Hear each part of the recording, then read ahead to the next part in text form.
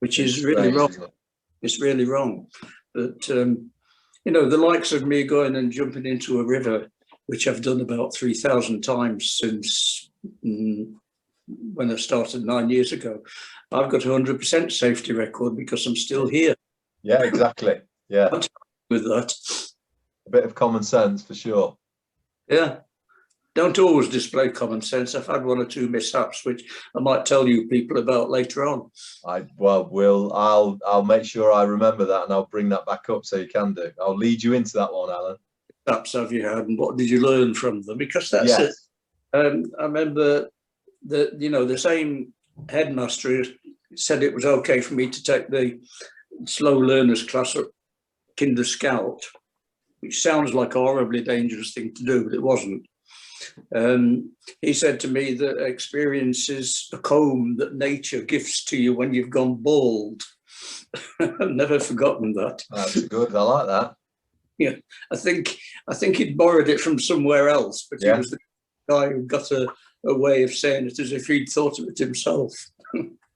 No, I like it. It's a good one, isn't it? It really is. Got more and more people arriving, guys, which is lovely. Hi, everybody. Welcome, Sally, who's one of our Bluetonic. Hi. As well. Hiya, Sally. Hiya. Hi, Sally. And a kindred in terms of poetry as well. Do I switch some more faces on? Oh, the people. We've got a shy bunch, Alan. You must be an intimidating guest because they're all keeping the cameras off at the moment. I don't know whether. Well, I can see products in my bottom right-hand corner. You can see some Selena. Hi, Alison. I love Selena's drawing. That's amazing. Welcome back, Richard, as well. I remember Richard from another gave some advice on one of the cold water swimming things, which was about flushing out the sinuses. Hi, Alan. So oh yeah, is that Selena's voice? Hello, I can't turn my camera on, but I'm here. Just, you know, we've missed you. Hi, Selena. You need to tap a button along the top of the frame. Oh, there we go. Right, that's it. You've Yay! turned it off. Oh, there you are. I'm eating my supper. I think I'll turn it off. But I just hello, and hi, Selena. I know you. Glenys. Is Glenys somewhere? Glenys is somewhere doing something mysterious. Okay, I'm looking forward to this. It should be good. Please excuse me at the moment. I'm having to do the washing up. Oh, no worries at all. Oh, you shouldn't be doing that. I got my wife to do it for once. Usually my job.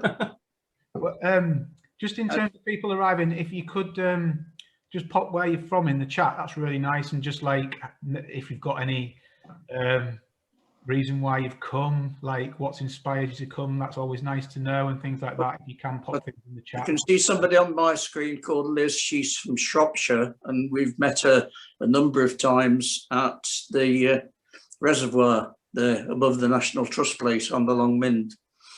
Oh, great. So we've got people trespassing into not trespassing, but people going into reservoirs. There was up until last winter a group of headbangers all the way through the winter, including one lady who gouged all the ice out of the way and swam across the whole pond in that fashion. Lady called Robin. Oh, that's fantastic. Yeah. So we had, I think we had 18 booked on, with a few of the people saying that they probably would come along that hadn't booked. But Skipton near Burnley as well. But yeah, we'll make a start in a moment. I think there might be some more people arriving, but I think with the weather like it is, this is why we were looking to sort of stop these chats now, because it's going to be less and less popular the better the weather gets and the lighter the nights get. And we're going to definitely bring them back, just to let you guys know in the winter. In terms of bringing them back and in between, we've set up a closed Facebook group. Just wave if you've seen that, if you've had an invite to it from anywhere. But I'll make sure that I invite everybody that comes tonight to that closed Facebook group. We just want something to keep in touch with people that have been on chats over this winter period, and share stories of things that might have inspired them as part of the chats. and also like to source some new people to come and talk next year. And some of you guys might be those people. I don't know, because our guests have come from the chat before. If it's a first chat that you've been on, we've had Loretta Cox, who's a pretty experienced channel swimmer who swam all over the world, doing sort of adventure type swims on, and she's this year trying to be the oldest lady to cross the Northern Channel. We've had people on, authors of books from the Swimming Tonic website, Facebook group, and we've had like people like Rachel Andrews on, who's like a YouTuber who's got thousands of followers. But in lots of the chats, Alan's name did come up as we've been going through. I've never met Alan. I've always must have just passed him somehow in the water, because I live in Long Eaton and I've been down the Trent. He's probably walked past me a few times, but I did sort of pursue Alan as a little bit of a fan, if I'm honest, to try and get him on the chat, and I extended it an extra week. So thanks very much for coming on, Alan. Thank you, yeah. I'm really looking forward to this, especially after our little chat last night about things. So how it'll work is that we'll have a bit of an interview about sort of chronologically working on Alan's story in terms of swimming. We'll break after about 20-25 minutes just to have a quick chat, probably just in 2 rooms, just for 10 minutes, chance to grab a drink and meet a couple of people that you might not have met before, or old friends or whatever, and just chat a little bit about swimming in the evening. And then we'll come back together, we'll have a bit more of a chat with Alan, and we'll open up to some questions from anybody in the audience as well. So that's the sort of rough outline. As I say, we've got 2 Bluetonic volunteers with us, and Bluetonic, we are a charity. We don't ask for anything for this. We don't ask for any donations.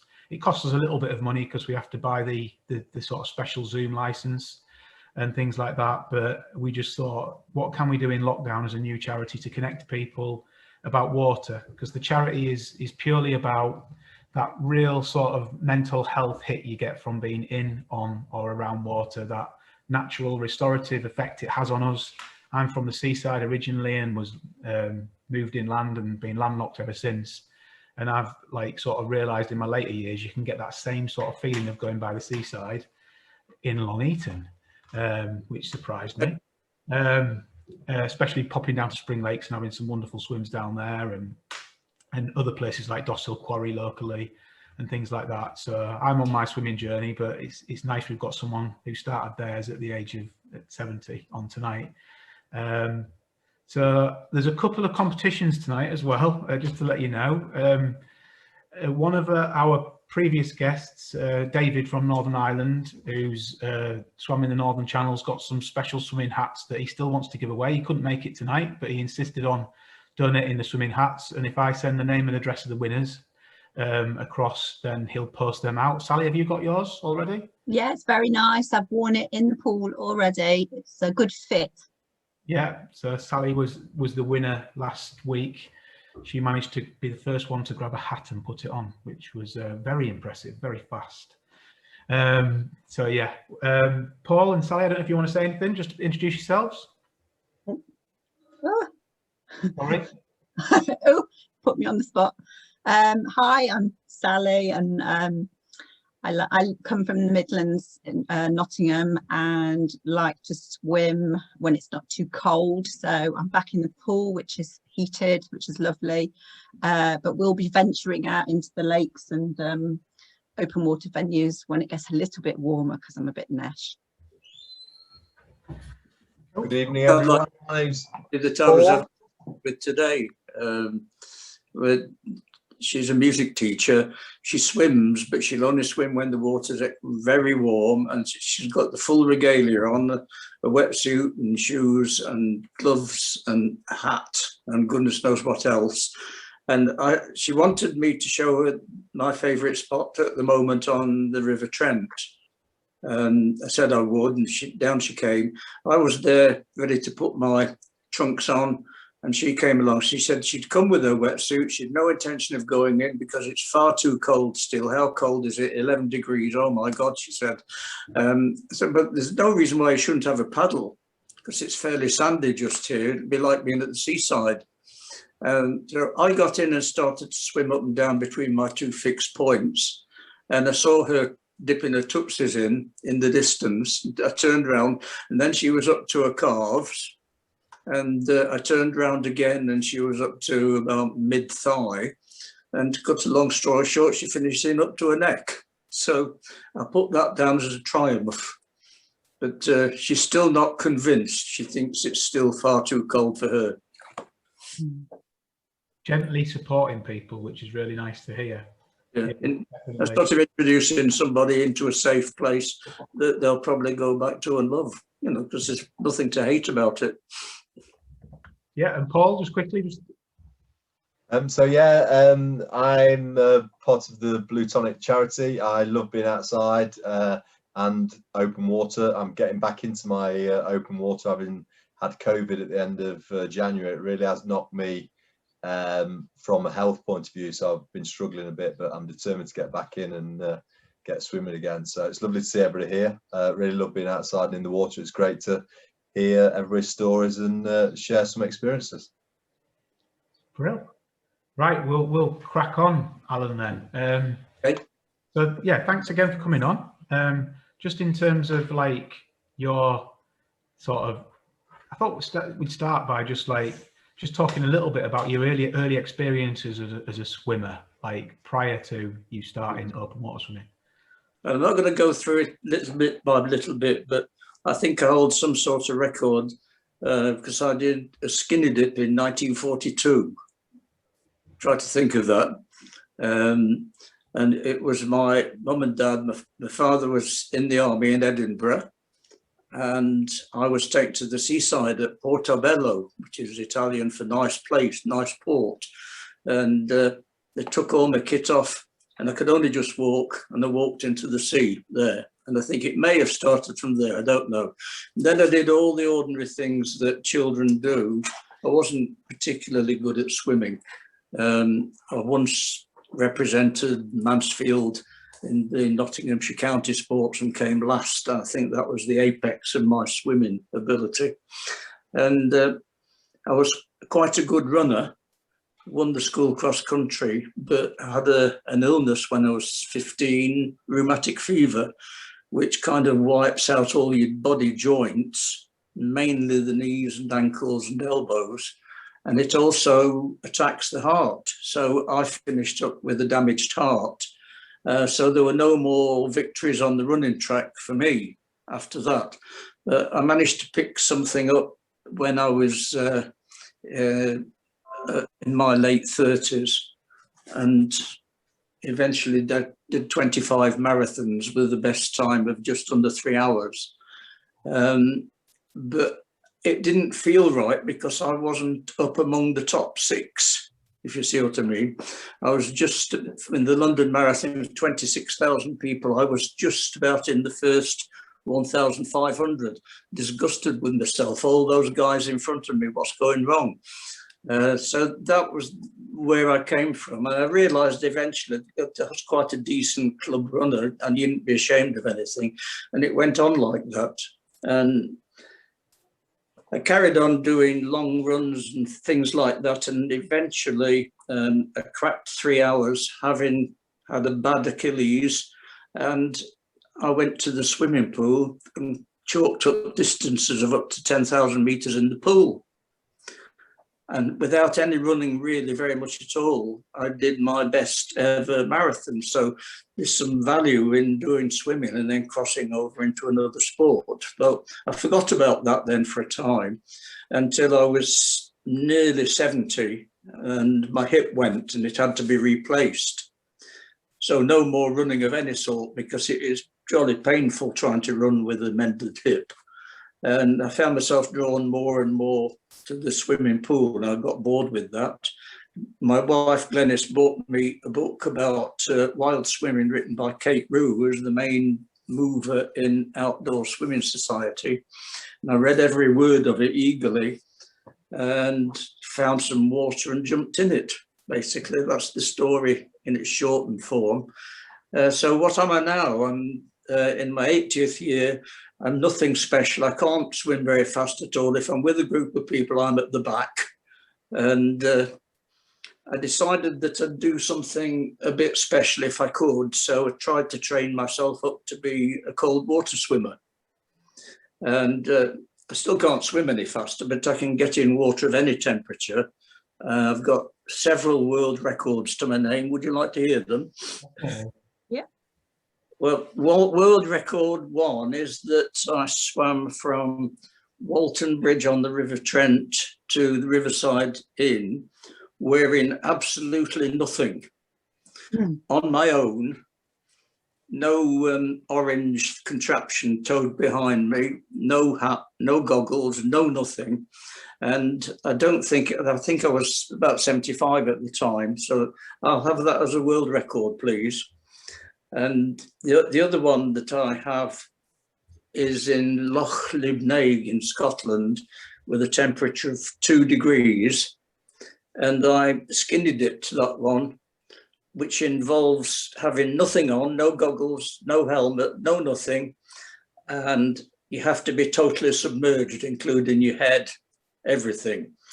And I didn't swim for very far, but I'll have it as another world record, thank you. And the third one is diving into cold water. At the age of, I think it was about 78, I dived into water of 1 degree centigrade at Cliff Lakes, from the quayside that they've got there. I dived straight in, having checked to make sure I wasn't going to go head first into any lumps of ice. So I'll have that one as a third world record. Other than that, I'm basically a nobody. My daughters think I'm a waste of space. Sure they don't, but 3 world records, all to do linked into cold water. All of them unratified, if that's the expression. But no, what like an amazing thing. So starting at 70. Now, one thing that you mentioned to me yesterday that like is sort of really resonated was that you said that you had a little bit of a hard time at school, and you think that like some of that still sort of links into why you are quite, extrovert in terms of the swimming side of stuff. I don't know if you could just... It hangs around like a bad smell still. You can shrug off bad experiences, but they're still with you. My bad experience was being so ill with rheumatic fever at 15 years of age that I never went to school at all for 1 year. And I spent about 9 months of that flat out in bed, unable to move. And that does strange things to your head. If we've had a bad time in lockdown, it doesn't compare with being on your back for 9 months, just with nothing to do except read books. I think that's how I finished up doing English at university, because I didn't know anything else. I had no science lessons or anything like that. So there I was. When I got back to school, I was threatened by the doctor. There was going to be no running, no swimming, no cycling, no football, no any of the things that I used to enjoy. And worse than that, I had a letter from my mother saying that these are doctors' orders. I wasn't to be able to do games and athletics. Well, the other boys didn't like that. That was just me skiving as far as they were concerned. And boys are not very kind to people who were in a sticky situation, and they weren't very kind to me. So I sort of swore after all that lot was over that I was never going to be ignored again. I was going to do stuff that wouldn't make myself noticed. So a rather unpleasant strain of exhibitionism took root, and I've still got it. I'm sorry. No, it's just interesting that, like, some people have like I deal a lot with like childhood, young people suffering trauma, and I've had trauma myself, like linked to bereavement when I was a lot younger. But yeah, it's just like we do find a way, don't we? But back then, people wouldn't have really recognised that trauma. Really, it's just sort of shrug your shoulders, get on with it, Yeah. I don't think school children are any kinder now than they were then. It's something that just drags on. No, the same challenges, definitely. So fast forwarding we're jumping around a little bit, but fast forwarding to 70 years old and deciding to go open water swimming. I mean, I know you've got a lovely poem that I'd like, if you would, read out. But could you just describe sort of the that first experience? You could do it through the poem first and then talk about it, or whichever way around you want. But yeah, I can't find that particular one. I've got a book of them here. That's what the other thing I didn't mention to any people who don't know me is that I write rubbish about swimming. Good one.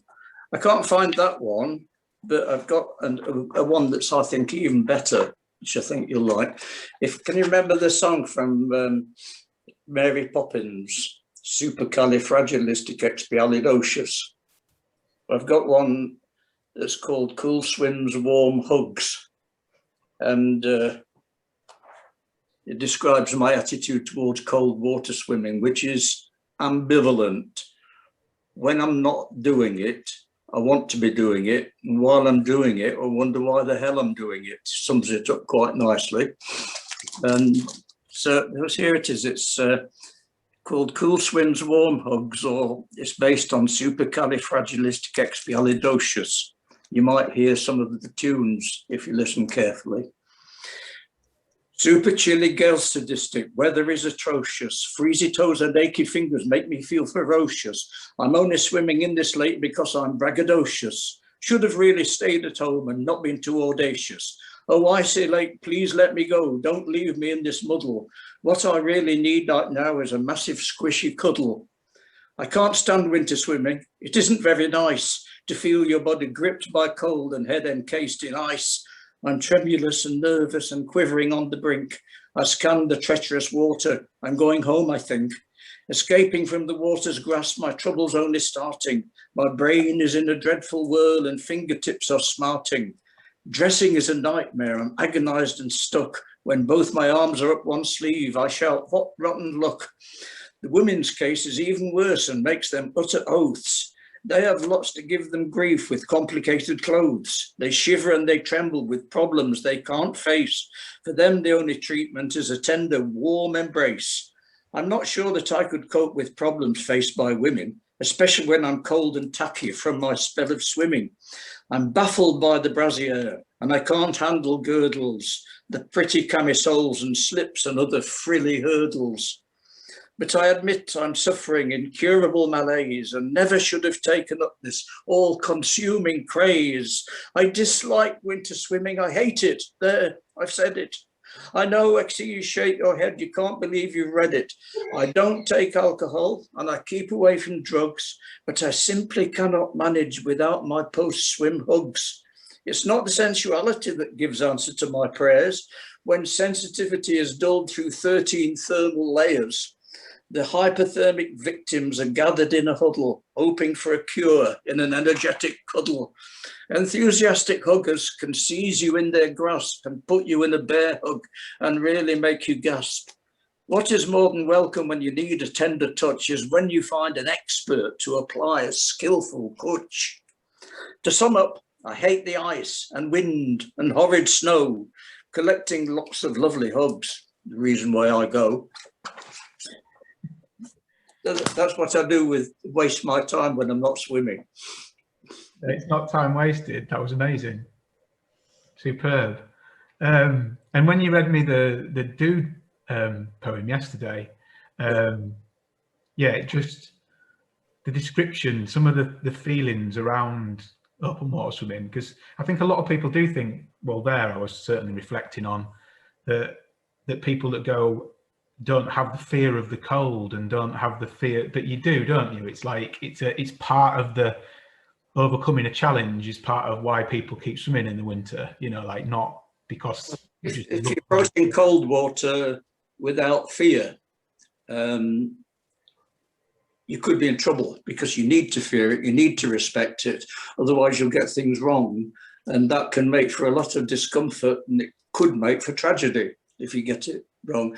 I got it slightly wrong the other day. It made me think again. You know, you can do stuff that takes you out of your depth, I was in a bit of the River Trent where I can sneakily do a swim up the bank, turn around and come back along the bank without getting out into the main flow.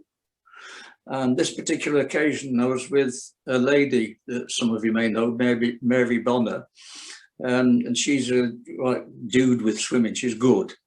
And I warned her, don't get out into the middle of the stream because not even you will be able to resist it. You'll get swept past the getting out place.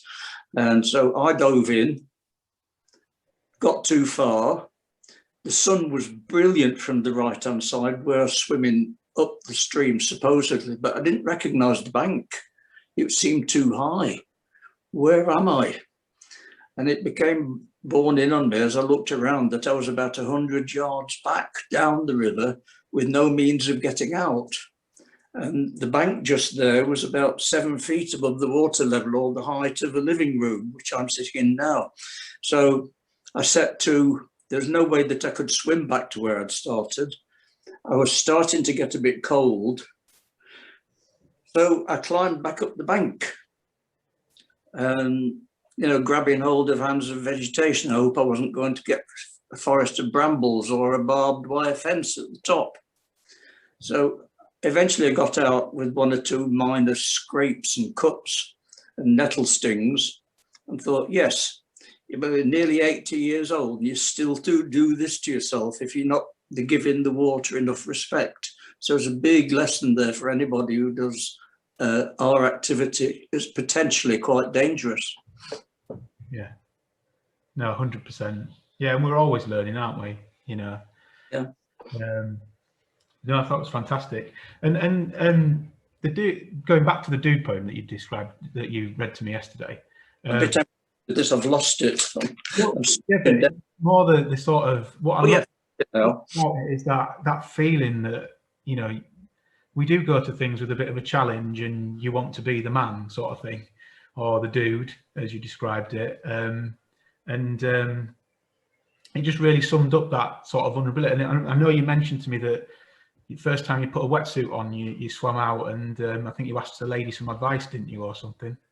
Yeah, I was at Senham Cove, and I'm a good swimmer. I can cope with anything. I didn't know anything about riptides or anything like that. If I'd gone in one of those, I wouldn't be here now, probably.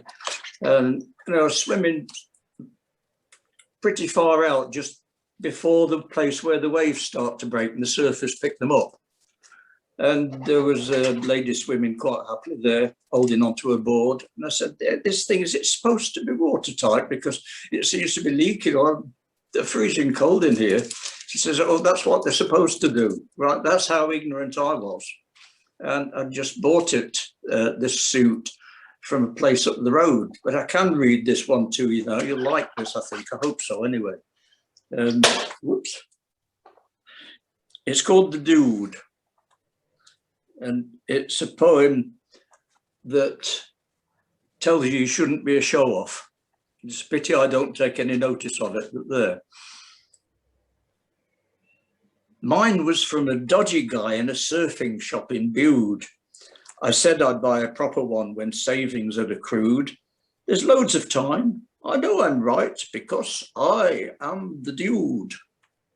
As I prowl along the beach, I'm full of attitude by gorgeous girls in funky costumes, hoping I'm pursued. In this brand new surfing suit, I feel I am the dude.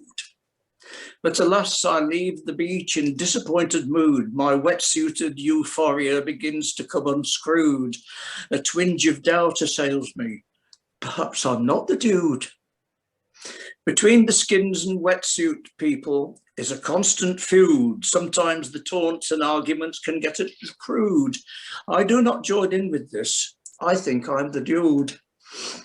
I thought I'd sign up for a race, and there we stood and queued. We plunged off in a scary scrum with curses loud and lewd. I tried not to join in with this, striving to be the dude. It seemed to me that my new suit was to my body glued. The freezy water did its best to enter and intrude. And as it did, I less and less perceived I was the dude. The sad truth is that I came last. in a seething multitude. I pitifully struggled as I sloshed and skewed and slewed. I was the very opposite of what you'd call the dude. I detest the evil suit to which I now allude. I feel I've been extruded and then too cruelly chewed. It seems that now I stand no chance of ever being the dude. And so I swapped to trunks, tight, dazzling, many-hued. To qualify to look at them, you mustn't be a prude. And now again, I start to think I still can be the dude. But when I took them for a spin, again, I wasn't wooed. The comments were not just unkind, but verging on the rude. Now I'm really losing hope. I'll never be the dude. And so, as I settled back in despairing lassitude, good news from the north and a skinny dip ensued. Perhaps I still can even now aspire to be the dude. Picture a pretty beach with abandoned garments strewed. Nude, I spring out from the sea and totally renewed. At last, I can with safety say, oh yes, I am the dude. That's my story, or part of it anyway. Yeah, I just love that. I just love the whole thing of and I remember going and doing my first sort of race and event type thing and getting in the middle there and sort of getting bashed around and all that kind of stuff, and also walking out in the wetsuit with that sort of like look on and all that swagger that left me at times. So yeah. Not really the dude though, are you? No, definitely not. Well, I'm that, you can't be it as well. So in terms of like another like area that fascinates me about your sort of swimming journey is it seems like a real love for the River Trent, which resonates with me because my dad used to bring me from where I'm from up in North Yorkshire. He used to bring me down here fishing in the River Trent. I know I'm not into fishing myself. I used to hate it, but it was always the River Trent. The River Trent was something that he was massively drawn to. He loved the river. So moving down here later on in life, unfortunately he's passed away and stuff, but I just love that you seem to have this sort of love for the river as well. I don't know if I'm right, but yeah. Well, as a local thing, it takes me 25 minutes to walk down to the nearest shore of the Trent. Yeah. If I get the car out to get to the choicer spots, it's never more than 15 minutes. So that's right. It's just you learn to love something that's familiar. I found especially this last year or so when you've been told not to travel far from home, it's made me and my wife appreciate ponds and pools and footpaths for that matter. We've spent most of the last 3 months coming back to the house smeared from head to foot with mud because of where we've been, and we've loved it really. Yeah. And that history that you know around the Trent, you were sort of explaining to me that you know the source of the Trent and you know swimming spots that start from Stoke and. Yeah, well, I'm grateful to a lady called Sarah Lewis for that because she lives in Leek now. She used to live in Birmingham. She's married, so she's called Sarah Scholes. You might come across her on Facebook doing this and that, but she was absent from swimming for quite a time for personal reasons. But she organised a thing called the Trent Challenge, and I can see 2 people on my screen now who were in that. There might be some other people who've had a go at it as well. And it consisted of going and surveying a getting in place and a getting out place and swimming sections of it ranging from about 2 miles long to about 4 miles long. I think one of the stretches was probably 5 or near it 5. And they'd started to do this kind of without me because I was just an old fart who turned up and couldn't do anything much. And I got talked into going on a stretch. It was from a village called Alvilwas to a village called Walton-on-Trent. And it was, I think, all of 4 miles. It may be closer to 5. and I had no idea that I could stay in the water that far, still in a wetsuit in those days. So I didn't get cold, and it was the season. And then I followed on what several of the other stages that they did, and some of them are really scrumptious, and some of them are a bit iffy, and some of them are virtually disastrous. But it was a great adventure, and a lot of us were involved in it. We sat in a pub one night after a long swim, and quite a group of us around the table saw people moving away from us. And I think the reason for that was that we smelled of Trent water. So I wrote another poem about that called How We Invented Some Scent, and it was the scent of the Trent, and made a fortune by selling little bottles of this stuff in chemist shops. But it was great fun, and some things went wrong. Silly things, nothing went tragically wrong. I injured myself quite badly on one expedition, but that's another lesson, which I need to learn. But my safety record over 9 years of doing daft things is that I've only had one mishap out of 500 tries. So it's something rather less than 1% failure rate, which is not bad.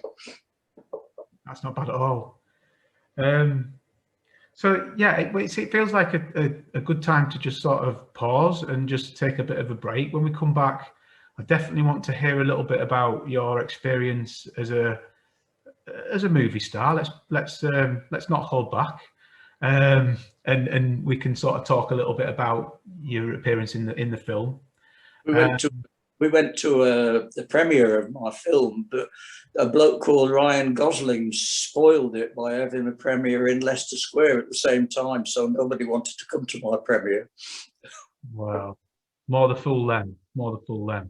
But yeah, so what we'll do now is we will just like split into rooms just for you to say hi to a few people that are at the chat. Talk about your swimming experiences, favorite places you swim, whatever it is that you guys want to chat about.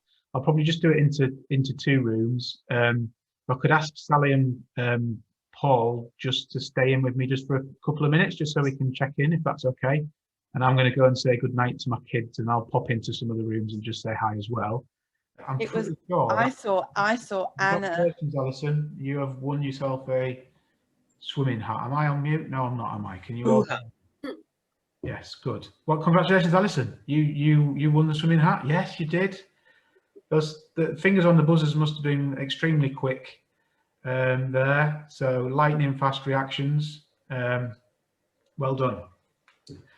I will apologise then, because I forgot we were doing the competition. I kept everybody talking, so sorry whoever was in my group if you wanted the hat. And they're really nice hats, and you can't get them. Apparently, you have to be part of the swim crew and all sorts. So apologies to everybody who was in my group.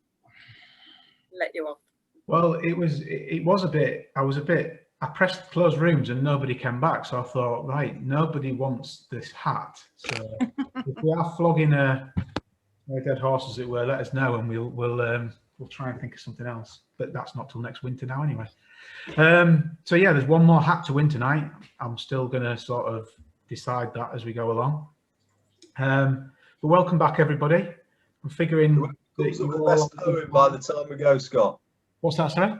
Whoever comes up with the best poem before we go tonight wins the next swim cap. Yeah, that's a difficult one to judge. So I'm going to go with something that gives me conclusive sort of a clear set winner.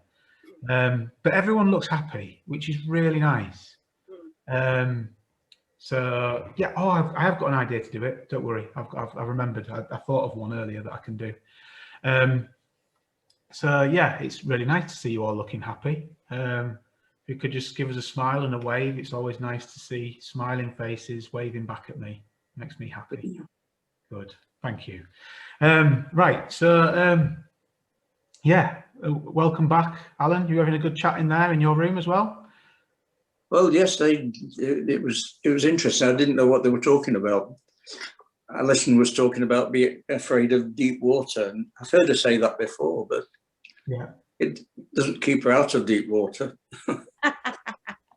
No, but again, it's that fear that sort of drives you on and keeps you safe, I suppose, in a way, isn't it? So what we touched on earlier. I had 3 world records earlier, but there was a personal record that I had when I went with Glennis to the United States. We found ourselves in a place called Lake Powell, which is a dam above the Grand Canyon, upstream of the Grand Canyon. And the lake is about 140 miles long, if you can think of that. And the bit that we were in was just not that far from the barrage. And I decided to swim across it into the middle. It was a hot day and the water was not hostile at all because it's like in the middle of a desert. And we looked at the submarine map on the boatyard afterwards and found that I'd been swimming in 3,000 feet deep water, which just felt like water to me when I was in it, just looking at the cliffs all around and the birds singing and the blue water and so on. And I looked at it and I was slightly shocked, at 3,000 feet. That's like the height of Snowdon very nearly. It feels unnerving, but you don't really know why, do you? Because no, you don't. 20 meters or 2,000 meters, it's like, doesn't really make that much difference, does it? But it's, yeah. And my dad did that when I was in Scotland, when I was about 17, 18, something like that. And he was a very good swimmer. And he took me a swim across this lake and we looked at the ordnance map afterwards and found that we'd been in about 800 feet of water there. Same thing. He said we only swim in the top 2 feet. Yeah. Yeah. Well, you do that, yeah. So and if you think about that way, you stop worrying about it after a while. And if you want to drown yourself, you can do it successfully in 6 feet. So you went from world record holder, swimming in your 70s, to a film appearance. So what happened there? How did that come about? The film appearance? Yeah. Somebody pointed it out to me. It was on the Outdoor Swimming Society webpage. That's open to all comers. I think they've got something ridiculous now, like about 100,000 members. So you don't know what you're picking up. People sometimes come on board to see if they can find people to do advertisements and all this kind of thing. This particular man said that he was making a short film to enter for international competitions.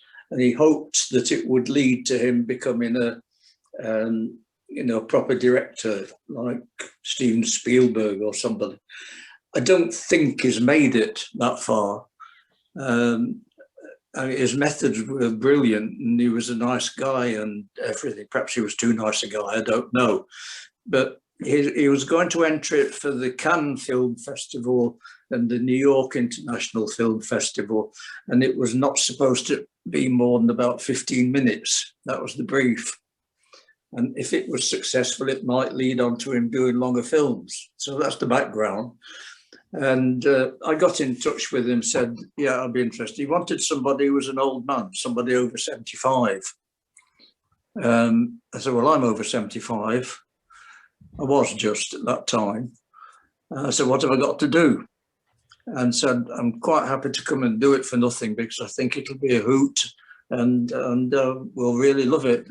I said, there's 2 things that I would do. I don't want you to make fun of the sport of wild swimming because you can get caught like that. People put you in a film and arrange for you to be drowned and this is a sharp lesson. They said, no, it's a story. It's about a group of people who have been living in a commune for several years and they've got certain rules about living in the commune, the normal communal rules. And one important rule is that if people become old and sick and can't work, they have to be transitioned. And you can work out what transition means, can't you? It means that they get ceremonially killed. So I'm going to be ceremonially killed, apparently. What's going to happen to me? You're going to be held down in the water and drowned. And I said, well, and when's this going to happen? Mid-December, we've got it booked. Mid-December, I'm going to be drowned in open water. And there aren't many people who could do that. And I said, the other condition is that if I'm in the water, I must be in it and out of it in about 15, 16 minutes, because in December, that's the temperature of the water, and that is what I can do. So there'll be no reshoots and, you know, have it again, keep clapping your clapperboard or whatever it is. I'm in, do the job, and then out again. So that's it. So one thing led to another. I went into a place some of you may know called Trent Meadows, which is the Long Eaton Lakes, which is now a pay lake. I got two pals with me. I said, look, what I want you to do is walk with me into the deep water and then hold my head under while I do a count of 30. So, okay, we're up for that. And they held my head under, and I was in there for a count of 4, because that's all I could do. So I got back to the guy and said, I can only hold my head under cold water for 4 minutes before, you know, count of 4. And I said, well, practice and see if you can make it a bit longer. So I stood under the cold shower at home and stuck my head in the water and counted. And eventually I was able to deal with 5 degrees of water for about 20 seconds. I told him, he said, that'll do. And we finished up in a wood. It wasn't a lake at all, it was a wood. And it had got a muddy brook running down the middle. And people were standing around dressed in things that looked like sacks. Before that, we'd been to the farmhouse and I'd sat on the chair and been made up because I was supposed to be dying of a desperate disease that involved being all mottled on my body, you know, like the mange. So I got this very nice young lady who was dabbing all over the skin with different things. It was quite nice, really. It was a bit of a blow when we had to go and deal with the cold water part. And it was a real Leicestershire day near Market Harborough with rain, horizontal, and all this kind of thing.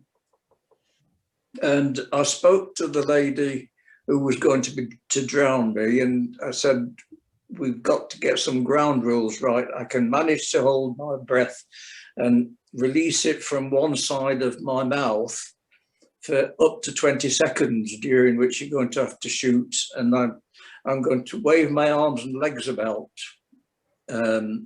But you're not to take any notice of that. But as soon as I twist my head like just that, it means let go, because I can't deal with anymore. So we practiced it in the room where we were going to have a lunch later when it was all over, and off we went to the brook. And there were people with all kinds of film equipment. Glenys got into terrible trouble because she was dressed sort of respectably as if to go for a Sunday afternoon walk with all Gore-Tex coats and all this kind of thing. Get out of the shot, Glenys. They must have said that to her about 8 times. Anyway, it came to the 2. I had to sort of go and be given the death sentence by this lady who was in charge of the whole outfit. This is interesting because the lady, the actress, was called Rosalind March, that you've probably never heard of, but she was one of the 12 girls in the film Calendar Girls. But she only had a walking on part, and I don't think you saw anything nefarious on her body at all, because I checked. And she says, I'm at the tail end of my career now, and this is the only kind of job I could get. So here I am on a dismal December day with a hot water bottle strapped to my tummy. So I said, I don't wish to know that, that's too much detail. And there I was with a dry robe on as if for swimming. And so they gave me a pair of scruffy trousers, and off we went. The lady pronounced the death sentence on me, and I got into the water and knelt down. The idea was I was supposed to drown myself, so I took a deep breath and put my face into the water, and I had to come up spluttering. And then the next thing that happens is that the lady comes down from the bank from among the trees, grabs hold of my head and pushes my head vigorously into all this water and mud. So I turned to the left because that's where the camera was, so that it would see bubbles coming up from my head, and released bubbles in a controlled kind of way. I'm not sure that happens when you're drowning. I've never been drowned, so I don't know what you feel like, desperate, I guess. And I moved my arms and legs about as if I wasn't comfortable. And then eventually I did the twitch of my head and the lady let go. And that was the next tricky bit, was that I wasn't going to release any more bubbles. I was just going to hold my breath and be dead.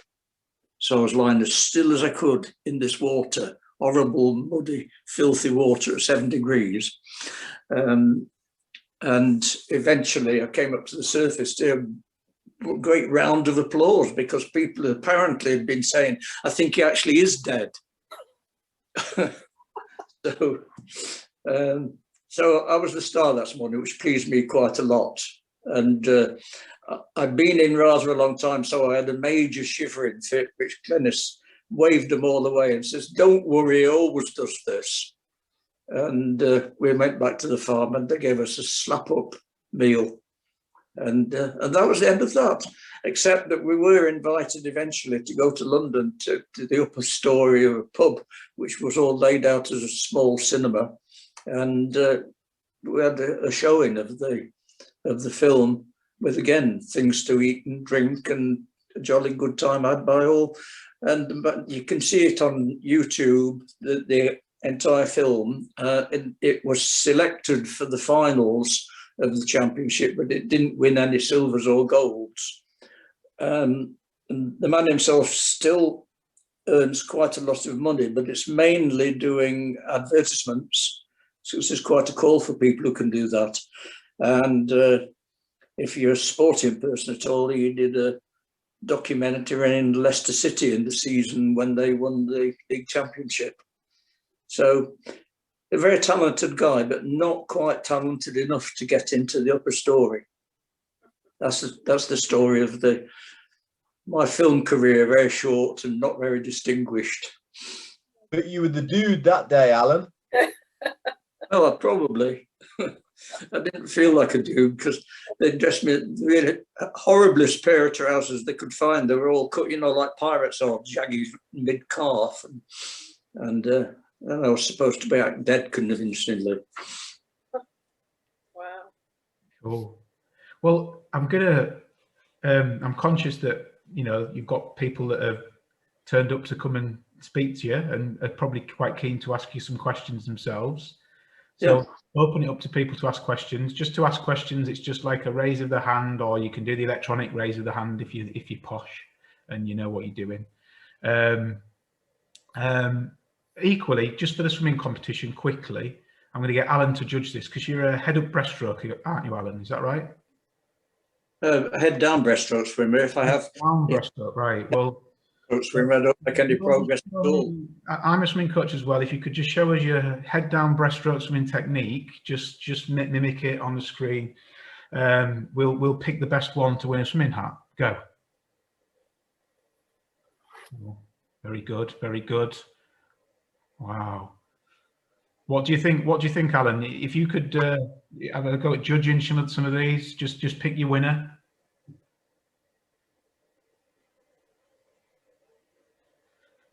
Well, of the ones that I can see, Liz Stamps seems to be the most convincing.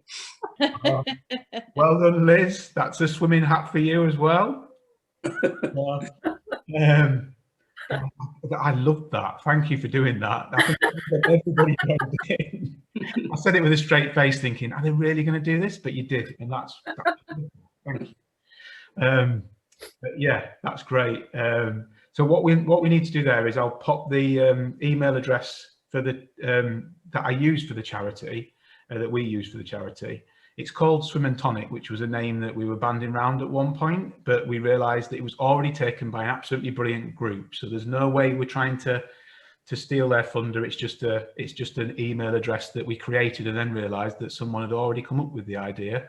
So we just kept using it. So we don't advertise it anywhere. So I'll pop that in the chat, and if you could just send your addresses through, we'll get those posted out.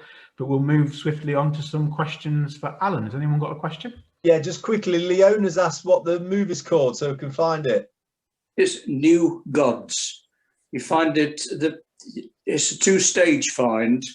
If you go to the YouTube and look for Jack Burke, Jack is spelled in the ordinary way, Burke with an E on the end, B-U-R-K-E, Jack Burke Films, and then he's got a row of films, and it's about 4th or 5th along, New Gods. New Gods. That's the one.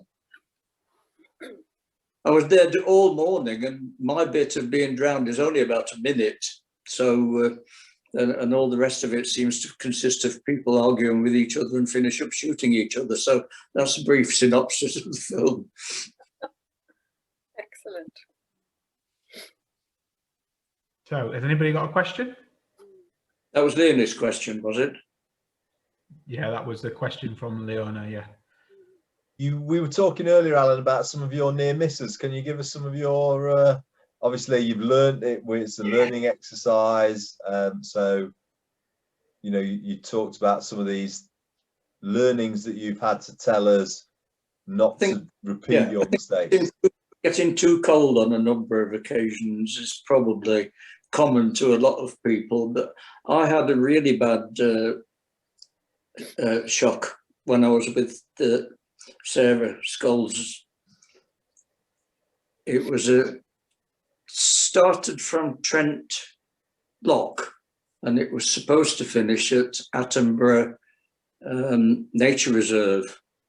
It's a fairly easy swim with no rapids to contend with, or quite a few boats. Well, the weird thing about the boats is that you feel them in the water before you hear or see them, which I didn't realise.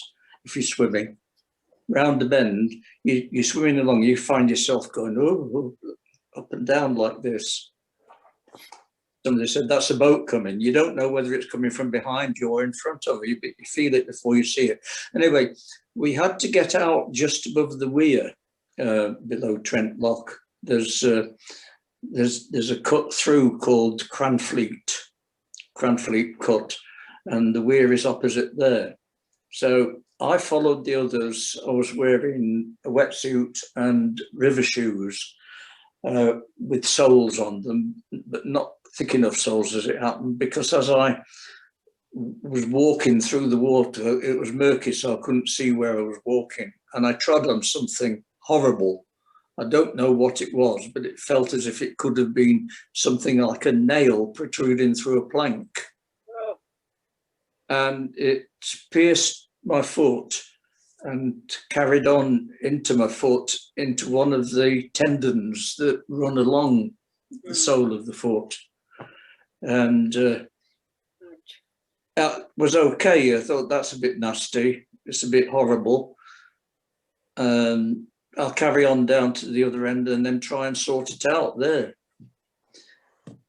So it was another mile or so to go from there to get to the Attenborough exit. And then from there, quite a walk to where we'd left some cars previously by the cafe there, some car parks there. And then we got into the cars after getting changed and went to a pub, and my foot was getting worse and worse and worse. And by the time I got to get into my car to drive home, it was a question of hopping. And the worst thing about this, the worst aspect was I was supposed to be going to support my wife Glenys in a trip to Prague the next day, catching the train, near Long Eaton, the station that there is out there in the open near the blast furnaces things. And shall I go, shan't I go? Shall I go, shan't I go? It was a question. I went into casualty, and the doctor there said that I wouldn't go anywhere with this if I were you, and drew a circle around all the reddened area and said, if it goes outside that area, you've got to come back. So I did another foolish thing and went down the next morning to catch the train to St Pancras and then to Lille and then on. No, it wasn't Prague. That was another time. Went to Bruges, beg your pardon, and hobbled all the time. The only time that I had a nice view of Bruges was when I hobbled as far as one of the horses and carts that they have, and went on. And then the next day, I hobbled as far as a barge and went to ride around the canal. So that was a horrid injury, and it could have been really dangerous. I could have got septicemia and be dead by now, but the antibiotics that they gave me seemed to work, and eventually I could walk properly again after about 10 days. So that's the only really bad incident that I've had in 9 years of open water swimming, and it was more because it was open water walking.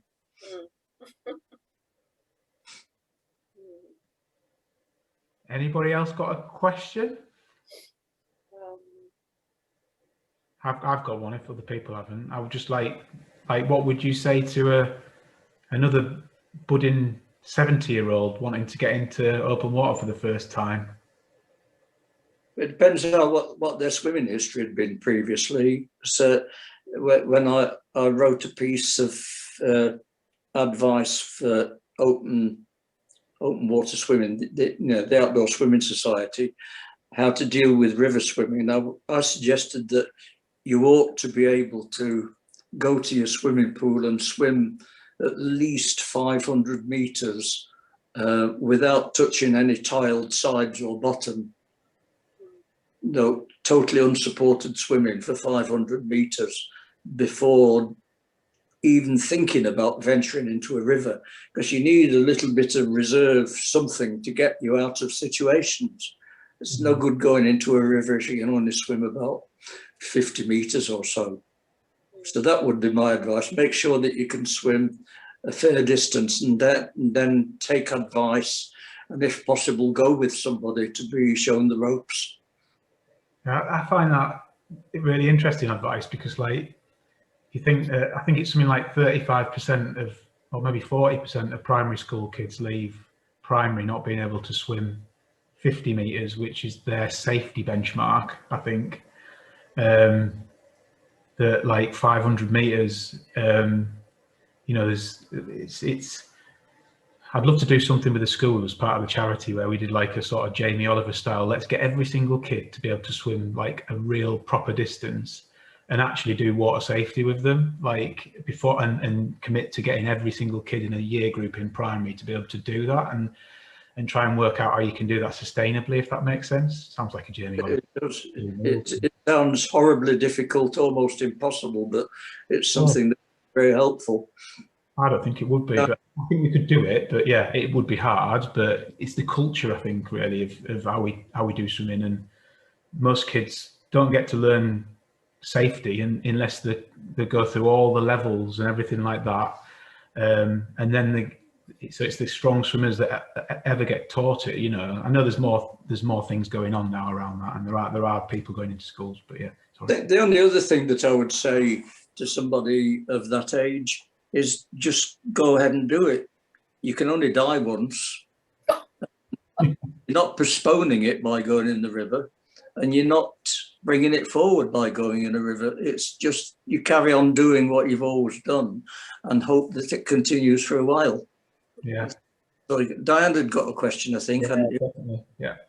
No, I was just going to say to Alan, do you remember that young lad when you started talking about the kids swimming? Do you remember that young lad that we took down the Trent? Oh, yes, that's right. That was a scary night. I think it's the same sort of thing as I've just been saying, that with open water swimming, if you go into it with your eyes firmly closed, you can find yourself in trouble. This little boy, I think he was about 8, wasn't he? Yeah, he'd been doing a long swim in the pool for charity, and he covered a huge distance. He was quite fast, and he was good at football as well. He was a bit of an all-round sportsman, but he wanted to do his concluding half mile or so in a proper outdoor river. So they turned up at the bit of the Trent that I know pretty well.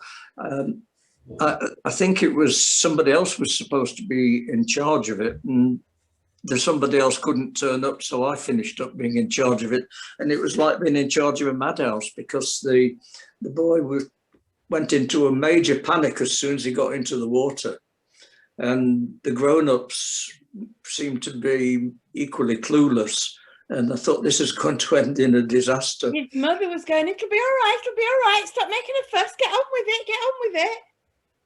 Pushy mother. She was a pushy mother, wasn't she? That was one of my bad moments. That killed off feelings that I might have had about becoming an open water coach. I can't deal with people who don't know what they're doing and don't seem to want to know. Yeah, there was no wetsuits, no tow floats, no nothing. Not in a dangerous out. It was a bit, God. Yeah, that's a bad experience. I've got lots of good experiences. But it was fun at the end. I mean, he was so chuffed when he got to the end. Yeah, he was. Yeah. It was fun at the end. But and the parents and the other people with him were very good to us and sat us at a long table and made sure that we weren't without food and drink for quite. I think Diane's dad was there as well, but he wasn't swimming. Oh God, yeah, he was, wasn't he? God, yeah, he came out that night. God. It's a totally different beast, though, isn't it? Going into the river, because like I was a club swimmer, and I was a half decent club swimmer. I was never going to break any records or anything like that, but we had an annual swim in the River Esk, where I'm from, up in Whitby in North Yorkshire, and like my mum never wanted me to do it. She was petrified. She would basically just say, you can do it, because she didn't want to lose face in front of the other parents who were letting their kids do it, but do be aware, Scott, that you might catch Wills disease or whatever, and potentially you could die. So she'd be there lathering me up in blooming lard at the start, and she'd be putting loads of lard all over me, going, "Oh yeah, Scott's happy. Yeah, he's gonna do well," and all this sort of stuff. And I just got this thing in my head that I was gonna drink rat's wee or something, or it's gonna get into a cut and I was gonna die. And then they chucked me in, and I just turn around, swim back to the side, and go, "I'm not doing this. This is awful." So I had a phobia about it, and it's only like getting older that I've got back in and like. I can maybe shed a bit of light on Weil's disease. It's my one of my daughters, the middle age now. My daughter, this one is 48, and she's in charge of the microbiology at Leicester Hospitals. And I said, what about Weil's disease or leptospirosis? It's very rare. If you're an outdoor swimmer and you've been swimming in a river, especially if it's a slow moving river, and especially if it's somewhere like a small lake, and you start to experience flu-like symptoms afterwards, make sure that when you get yourself to the doctors or to the casualty department, that you tell them what you've been doing and where you've been doing it, because there is such a range of leptospirosis type diseases that they, for diagnosis purposes, need to know that this is a possible Weil's disease case, because it might not occur to them if they don't know what your recent history is. So that's a tip for any of you. The other tip is, don't spend any time in water that's less than knee deep, because that's where the danger is greatest, along the banks. And who are the victims of this? She says, canoeists and rowers, because they can come into contact with stuff that's been stored where animal urine can happen. And also workers, bless them, for the Environment Agency, because they will spend a lot of their time in ditches or along river or canal banks doing stuff. And in the process of doing that, they can come into contact with the diseases. So I've told you all I know about it. That's good. It's good advice. Because I didn't realize that was the case, that that people just won't diagnose it that easily. Goose fat wouldn't have helped, by the way. It didn't feel like it helped at the time. It was an awful experience, to be fair. Tell you what though, I still, when I go to somewhere new, I can still hear my mum's voice telling me about the reeds that are going to tangle me up and drag me under.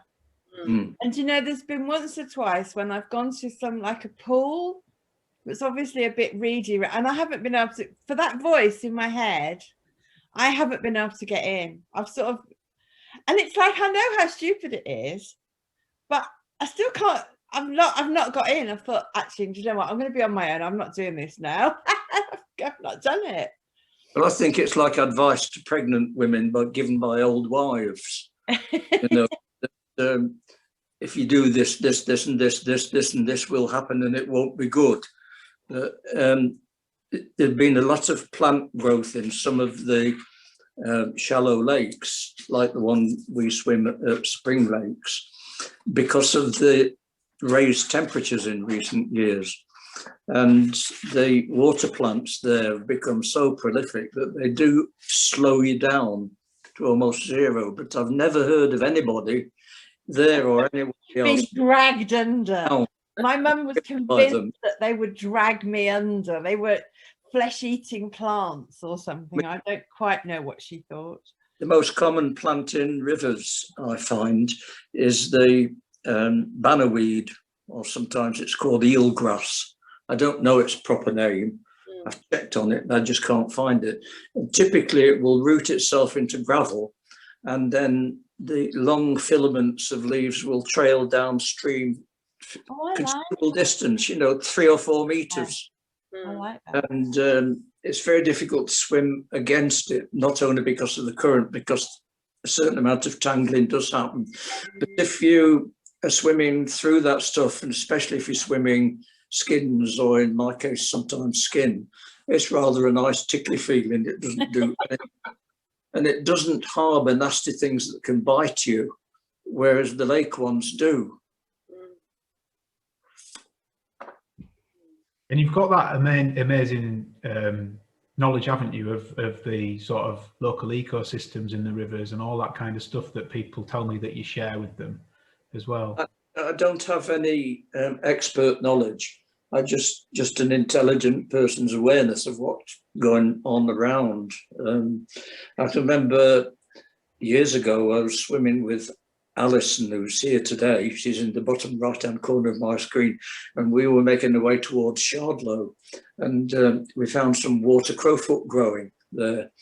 Beautiful little white flowers. It's in the buttercup family, but instead of being in a field, it's in a river, and it's called Ranunculus aquatilis in its Latin name.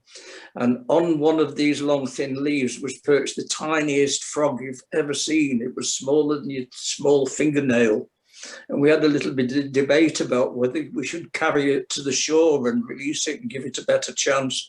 And we decided that if we come along, it would be sitting on that leaf, and that's all we could do about it.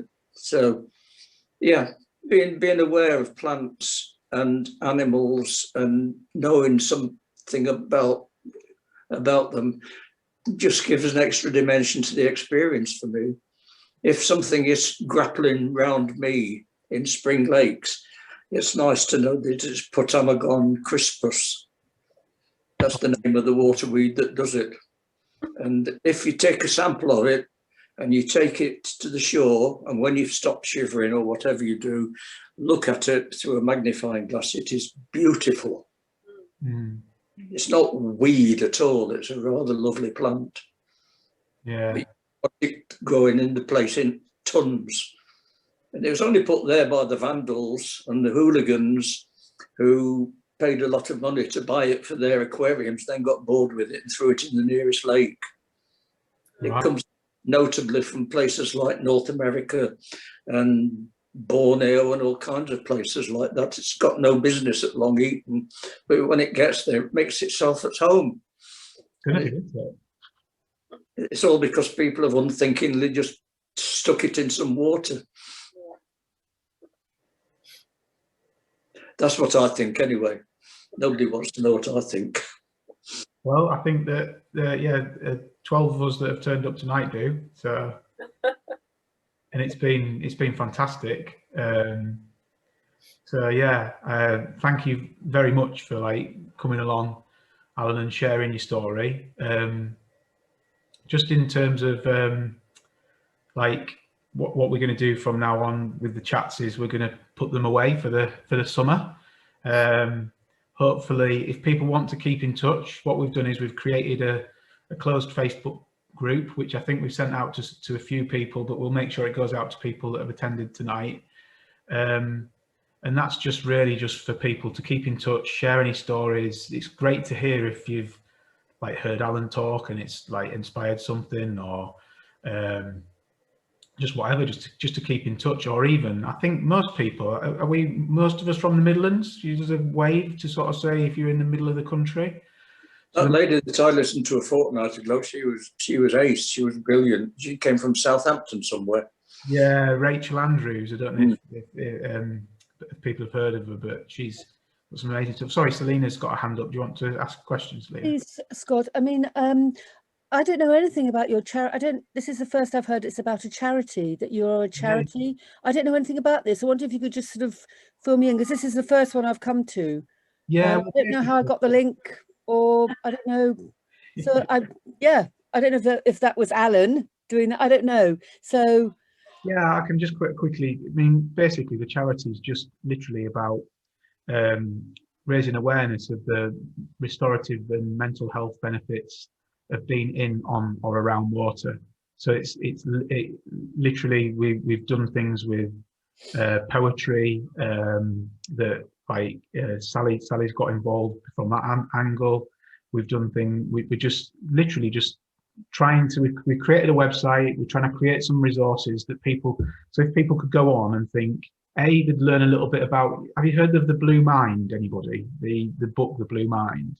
So it's sort of based on that. It's worth having a look at, and it's about the science really behind how water is like really good for us. I mean, if you think about it, we came from water. 70% of our brains are water, but we hear a lot about green spaces. But the sort of new phrase coined is blue spaces, and they have a massive impact on us. Me being from by the sea originally and moving inland, I think a little bit like it got me a little bit down being away from the sea and all that kind of stuff. And it wasn't till I realised that I can get a very similar feeling inland that it sort of dawned on me. And it was actually a swim down at Spring Lakes where Alan goes. Initially, it was with two pals of Alan's that introduced me to the lake before it was a pay lake. Just before it was a pay lake, and then after that it was going down there and swimming down there. I realized you can get that same sort of feeling as being by the seaside. And then I started looking into the science of it, and I started to chat to a few friends. We got together, we formed the charity, and the way we're running it is that basically if people are interested, they join in with us, which has been really nice, because Sally, who's here tonight, we've never met in real life. So during lockdown, we've met Sally, we've met another lady called Jane, who's in adult social care. So we're looking at whether we can run some programs that are actually targeted in engaging families or hard to reach people and bringing them into their local watery settings and getting them to teaching them a little bit, or just like working with them to get the health benefits and realize this is something that's totally sustainable and it's really accessible, and you can just go out and do things, and they really have a massive positive benefit to your mental health. So the charity is called Bluetonic. Lots of literature now that says that immersing yourself in cold water is really good for offsetting dementia, dealing with lots of mental health issues, and being around water and on it is also, you know, really good for our mental health and well-being. So it's really good now. It's been really well documented. A lot of mental health charities are advising to do it, so it's really good. Yeah, just get out there. I think we've probably done it without realizing, and you know, Alan's stories and your stories and Alison's stories are you know, telling us that that's happened. But now I think the research is happening, and people are using it as an alternative to what we would call modern medicine. So it's really good.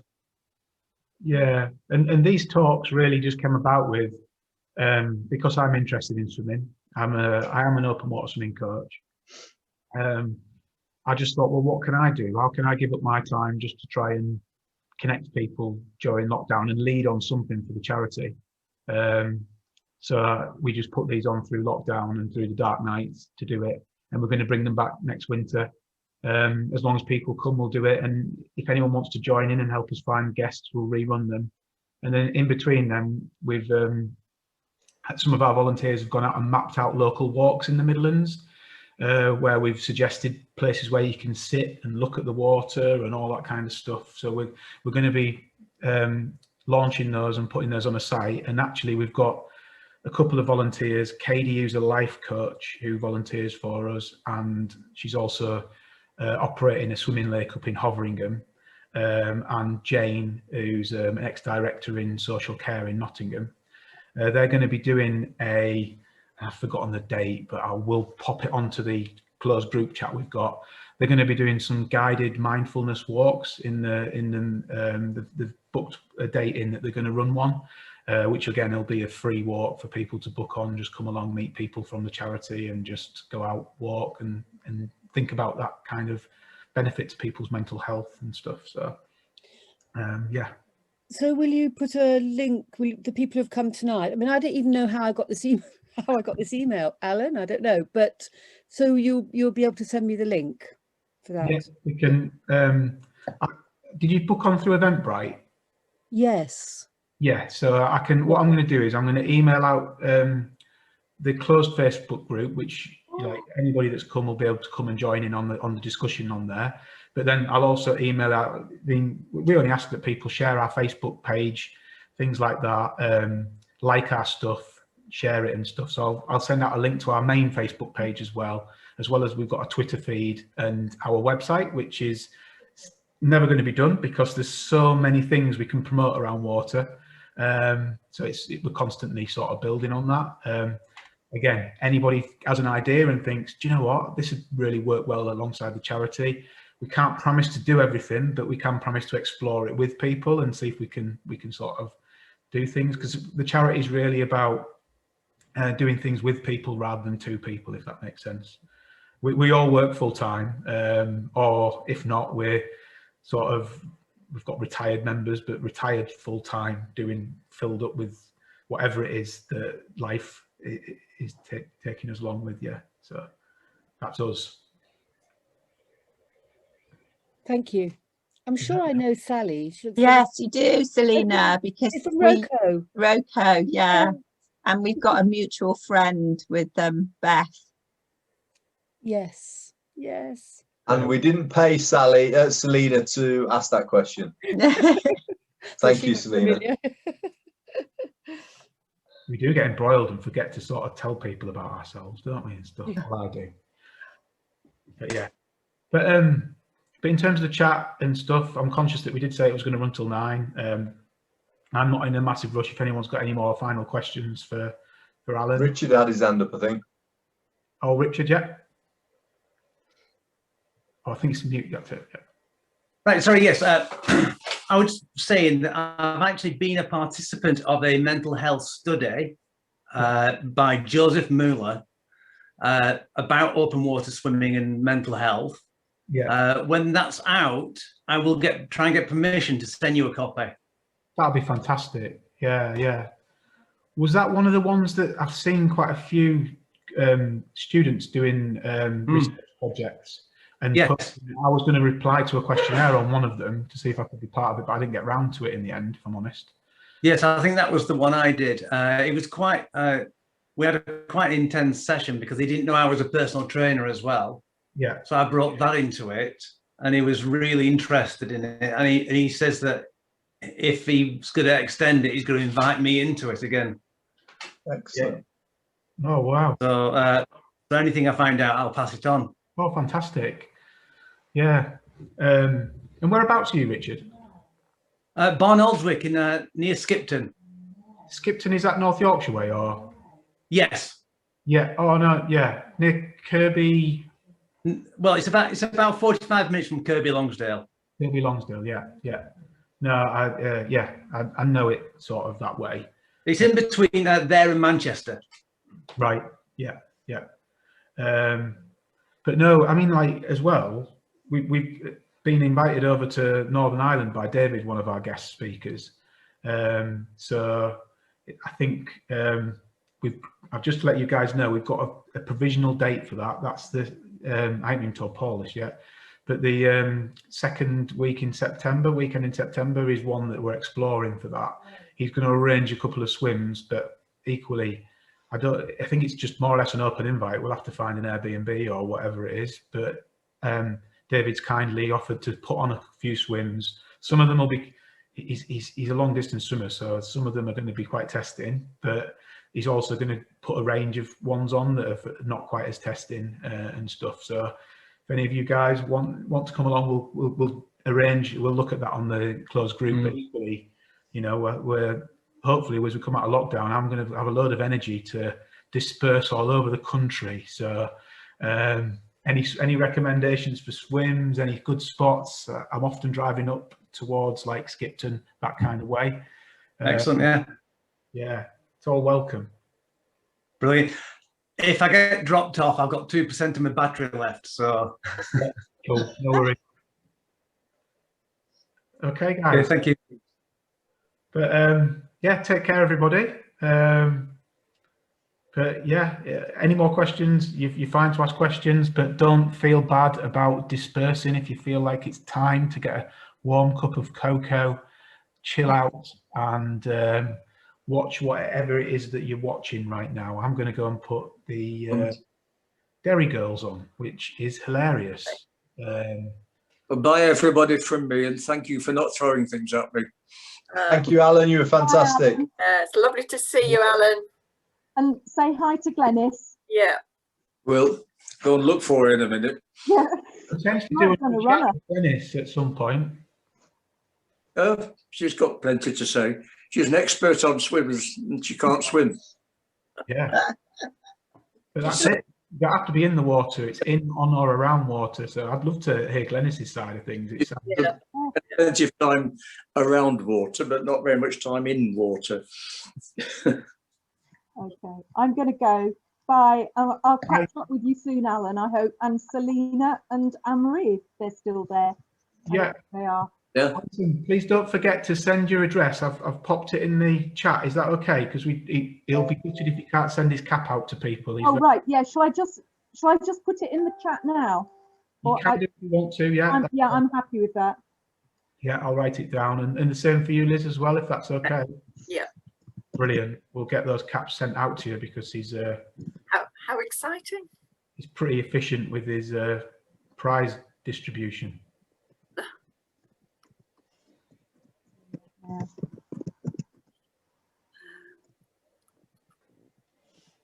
But who's this down here? Are you there, Janice? I think Janice is going now. You're on mute, Janice. No. Oh, yeah, I am going. I just remembered about this tonight, so sorry I was a bit late, but it was riveting as always, Alan. Although I've heard it before, but it's always a treat to listen to you. There was one about you. If I'd known you were coming, could have read the what? Do you remember the one about the date with the mermaid? Yes. Where I made an attempt to unite your legs to make you look like a... Oh, that's right. In the end, we failed, so we went home for coffee and cocoa and things. That's it. Such lovely memories. Hope we're going to make some more this year. Now it's sort of opening up a bit now. For those who've never met Janice, we did a lot of dips in the River Doves together, and we called ourselves the gross couple because our ages added up at that time to 144, which is a gross. Yeah.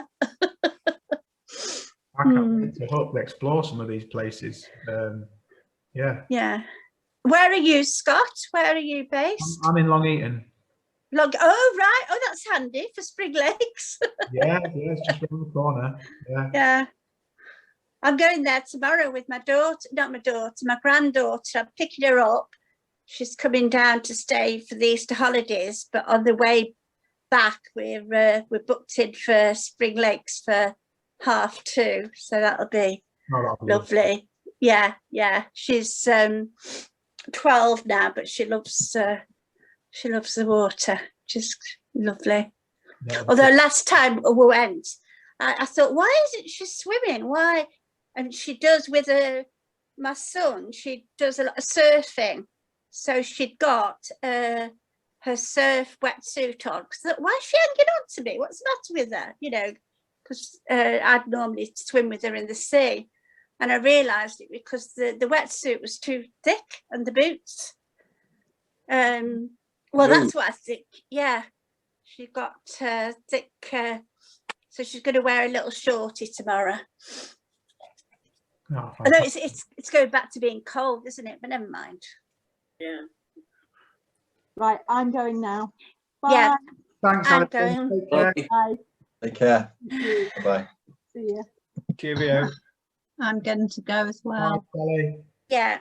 Bye, everybody. Bye. See you Bye. soon. Bye. Bye. Bye. Take See you care. soon. Leona, are you local then? I'm in Warwickshire, Leamington Spa. Ah, okay, yeah. I couldn't remember because I thought for some reason I thought you were down south, London way, from one of the conversations a couple of weeks ago, but no, totally lost. Yeah. And Liz is Telford. Yeah. We definitely need to have some local spots so we can do something. I'm multitasking here, guys. I'm sending David the addresses at the same time, so apologies if I stop talking or anything. And You've done really well, Scott. Very good.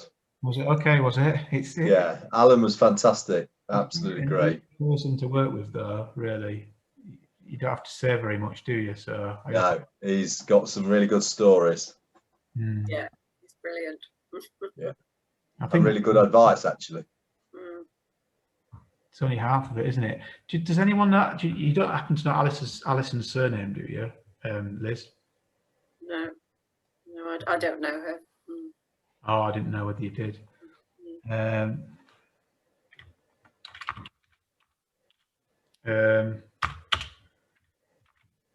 Cool.